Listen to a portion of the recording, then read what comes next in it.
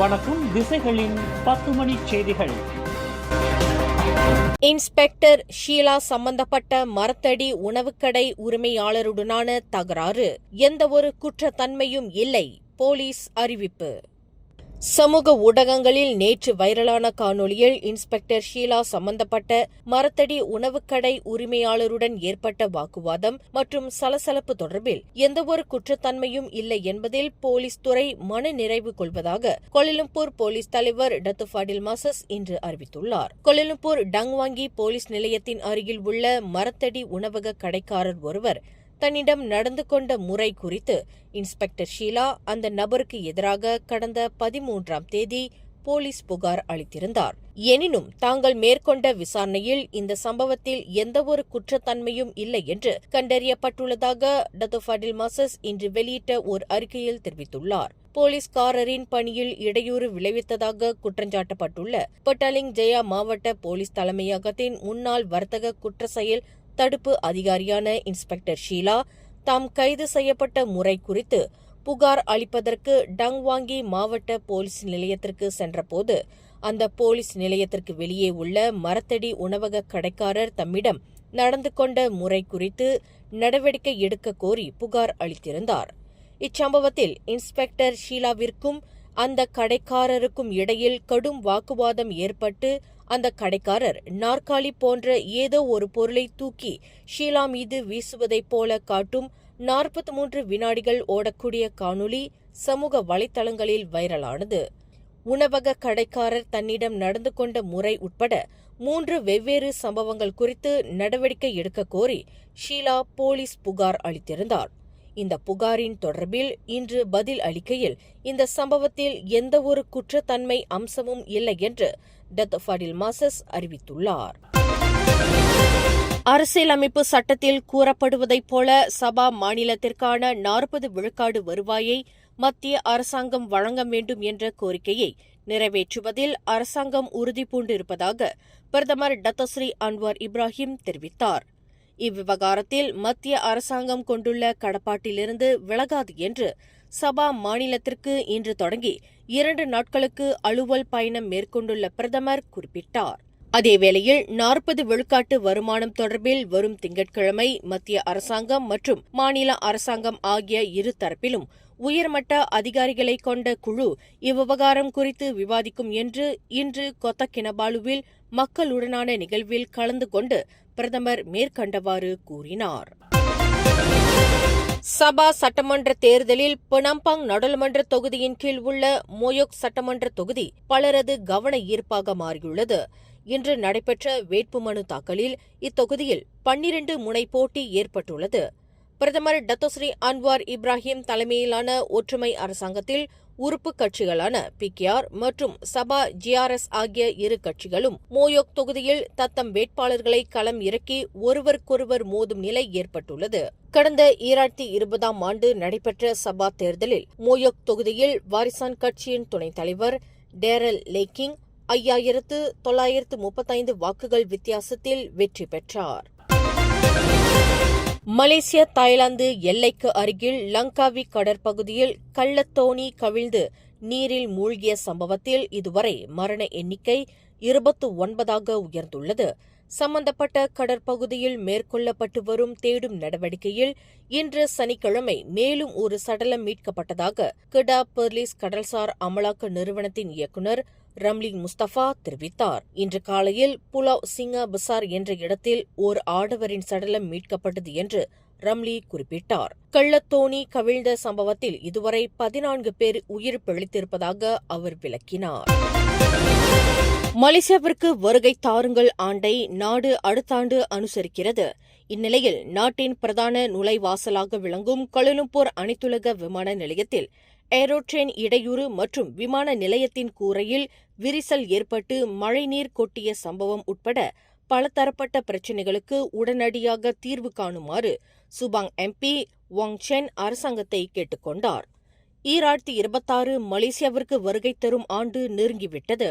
அனைத்துலக சுற்றுப்பயணிகளின் பிரதான நுழைவாயிலாக விளங்கும் KLIA விமான நிலையத்தின் பிரச்சினைகளுக்கு தீர்வு காணாமல் இருப்போமானால் அது நாட்டின் தோற்றத்தை பாதிக்க செய்யும் என்று அவர் நினைவுறுத்தினார். இந்நிலையில் கிட்டத்தட்ட 30 ஆண்டு கால பழமை வாய்ந்த KLIA விமான நிலையத்தின் முனையம் ஒன்றில் ஏற்பட்டுள்ள இடையூறுகள் விரைவில் தீர்வு காணப்பட வேண்டும் என்று வாங் சென் வலியுறுத்தியுள்ளார். இன்று பிற்பகல் 1:33 மணியளவில் இந்தோனேசியா தலாவ் தீவில் மிதமான நிலநடுக்கம் ஏற்பட்டதாக மலேசிய வானிலை ஆய்வுத்துறையான மெட் மலேசியா தெரிவித்துள்ளது. மெட் மலேசியாவின் அறிக்கையின்படி இந்த நிலநடுக்கம் ரிக்டர் அளவுகோலில் 5.5 பதிவாகியுள்ளது. இந்தோனேசியாவின் தலாவ் தீவிலிருந்து சுமார் 33 கிலோமீட்டர் கிழக்கே அது மையம் கொண்டிருந்தது என்றும் அது 10 கிலோமீட்டர் ஆழத்தில் கண்டறியப்பட்டது என்றும் அந்த ஆய்வு மையம் தெரிவித்தது. இந்த நிலநடுக்கத்தை தொடர்ந்து மலேசியாவிற்கு சுனாமி அச்சுறுத்தல் இல்லை என்று மெட் மலேசியா தெரிவித்துள்ளது. சபா சட்டமன்ற தேர்தலில் மாநில ஆட்சியை கைப்பற்றுவதற்கு டத்தோஸ்ரீ ஷஃபி அப்டாலின் வாரிசான் கட்சியுடன் பாரிசான் நேஷனல் ரகசிய ஒத்துழைப்பை கொண்டுள்ளதாக கூறப்படுவதை அதன் தலைவர் டத்தோஸ்ரீ அஹ்மத் ஜாஹித் அமிடி மறுத்துள்ளார்.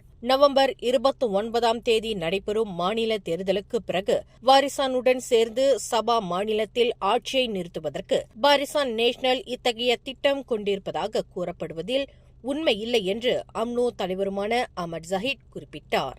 இது தொடர்பாக வாரிசான் கட்சி தலைவர்களுடன் பாரிசான் நேஷனல் இதுவரை எந்தவொரு பேச்சுவார்த்தையும் நடத்தியது இல்லை என்று இன்று கொத்தா கினபாலுவில் செய்தியாளர்களிடம் பேசிய அஹ்மத் ஜாஹித் இதனை தெரிவித்தார். கோலாலம்பூரில் ஊராட்சி மன்ற தேர்தல் நடத்தப்பட வேண்டும் என்று விடுக்கப்பட்டு வரும் கோரிக்கை இப்போதைக்கு முன்னுரிமையான விவகாரமாக பார்க்க வேண்டியதில்லை என்று கோலாலம்பூர் மாநகர் மன்ற ஆலோசகர் வாரியத்தின் முன்னாள் உறுப்பினர் லை சென் ஹெங் வலியுறுத்தியுள்ளார். ஊராட்சி மன்ற தேர்தலுக்கு முன்னுரிமை அளிப்பதை காட்டிலும் நாட்டின் தலைநகராக விளங்கும் கோலாலம்பூர் மாநகரை நிபுணத்துவ முறையில் நிர்வகிப்பதற்கான நிர்வாக முறையில் தீவிர கவனம் செலுத்தப்பட வேண்டும் என்று அவர் கேட்டுக் கொண்டார். கோலாலம்பூர் மாநகர் மன்ற தலைவர் டத்தோ பண்டார் மைமுனா ஷரீப் திடீரென்று பணியிடம் மாற்றப்பட்டது மாநகர மன்றத்தின் நிலைத்தன்மையற்ற சூழ்நிலையை காட்டுகிறது. எனவே ஊராட்சி மன்ற தேர்தலில் கவனம் செலுத்துவதைக் காட்டிலும் மாநகர் மன்றத்தின் நிர்வாகத் திறனை மேம்படுத்துவதில் தீவிர கவனம் செலுத்தப்பட வேண்டும் என்று லை சென் ஹெங் வலியுறுத்தினார். வடக்கு தெற்கு நெடுஞ்சாலையில் 299.7வது கிலோமீட்டரில் பாங்கி அருகில் இன்று காலையில் நிகழ்ந்த விபத்தில் 2 பெண்கள் காயமுற்றனர். அவர்கள் பயணித்த வேன் வேக கட்டுப்பாட்டை இழந்து சாலையை விட்டு விலகி அருகில் உள்ள மின் கம்பத்தில் மோதியதில் 2 பெண்களில் ஒருவர் வாகனத்தின் இடிபாடுகளுக்கு இடையில் சிக்கிக் கொண்டார் என்று தீயணைப்பு அதிகாரி முகமது ஷம்சுல் கமருடீன் தெரிவித்தார். 40 வயது மதிக்கத்தக்க ஒரு பெண்ணுக்கு கால் முறிவு ஏற்பட்ட வேளையில் மற்றொருவருக்கு உடலில் பலத்த காயங்கள் ஏற்பட்டதாக அவர் குறிப்பிட்டார். லஞ்ச ஊழல் தொடர்பில் பெர்சத்து கட்சியின் சிங்காம்புட் தொகுதியின் துணைத் தலைவர் அடாம் ரட்லான் அடாம் முகமட்டை மலேசிய ஊழல் தடுப்பு ஆணையமான SPRM தொடர்ந்து தேடி வருகிறது. சம்பந்தப்பட்ட நபரின் ஆக கடைசியான முகவரி Kuala Lumpur Jalan Sri Hartamas Sunway Palazzo என்பதாகும். சம்பந்தப்பட்ட நபர் இருக்கும் இடத்தை தெரிந்தவர்கள் தகவல் அளித்து உதவுமாறு SPRM இன்று வெளியிட்டுள்ள ஓர் அறிக்கையில் தெரிவித்துள்ளது. பட்டவத் சுங்கைடுவா கிராமத்தில் ஒரு வீட்டின் கழிப்பறையில் தொப்புள் கொடி அவிழ்க்கப்படாத பெண் குழந்தை ஒன்று மீட்கப்பட்டுள்ளது. அக்குழந்தை மற்றொரு இடத்தில் பிரசவிக்கப்பட்டு இங்கு கொண்டு வந்து கைவிடப்பட்டிருக்கலாம் என்று நம்பப்படும் நிலையில் கடந்த வியாழக்கிழமை மீட்கப்பட்ட அந்த குழந்தை மருத்துவ பரிசோதனைக்காக சிப்ராங்ஜயா மருத்துவமனையில் சேர்க்கப்பட்டுள்ளது. குழந்தை கைவிடப்பட்ட கழிப்பறை பகுதியில் எந்தவொரு தடயமும் கண்டெடுக்கப்படவில்லை என்று பினாங்கு மாநில போலீஸ் தலைவர் டத்தோ அசிசி இஸ்மாயில் தெரிவித்தார். சம்பந்தப்பட்ட குழந்தையின் தாயாரை தேடும் பணியில் போலீசார் ஈடுபட்டுள்ளதாக அவர் மேலும் கூறினார். குரங்கு ஒன்றை துன்புறுத்திய சம்பவம் தொடர்பான காணொலி வைரலானதைத் தொடர்ந்து இந்த அட்டூழியத்தை புரிந்ததாக நம்பப்படும் 2 நபர்களை கிளாந்தான் போலீசார் கைது செய்துள்ளனர். குரங்கு சித்திரவதை செய்யப்படும் காட்சியைக் கண்டு வெகுண்டு எழுந்த மக்களின் புகாரை தொடர்ந்து 24 மற்றும் 28 வயதுடைய 2 நபர்கள் நேற்றிரவு 10 மணியளவில் கிளாந்தான் ஜெலாவாங்கில் கைது செய்யப்பட்டனர் என்று பாச்சோ மாவட்ட போலீஸ் தலைவர் இஸ்மாயில் ஜமாலுடீன் தெரிவித்தார். இவ்விரு நபர்களும் 1953ஆம் ஆண்டு விலங்குகள் பாதுகாப்பு சட்டத்தின் கீழ் கைது செய்யப்பட்டு தற்போது விசாரணை செய்யப்பட்டு வருவதாக அவர் மேலும் கூறினார். மேலும் செய்திகளை தெரிந்து கொள்ள கீழே இருக்கும் பெல் பட்டனை அழுத்துங்கள். உங்கள் மகிழ்ச்சியை வெளிப்படுத்த லைக் மற்றும் ஷேர் செய்யுங்கள். தொடர்ந்து திசைகளோடு இணைந்திருக்க சப்ஸ்கிரைப் செய்யுங்கள்.